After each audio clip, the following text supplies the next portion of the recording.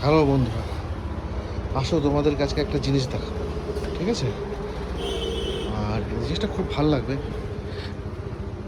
দেখো কি হয়েছে আমার দোকানের বসার জায়গায়, ঠিক আছে? এই যে কবরের মধ্যে দেখো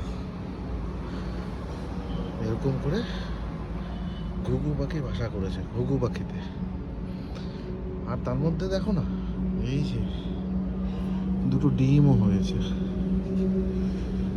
আস্তে আস্তে এবার থেকে আমি এইটার কিভাবে বড় হচ্ছে, ডিম ফুটলে বাচ্চা হলে সব কিছু ভিডিও করে রেকর্ডিং করব।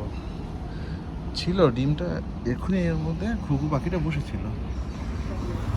ওই যেই কাছে এসছি দৌড় মেরেছে। ঠিক আছে, চলো।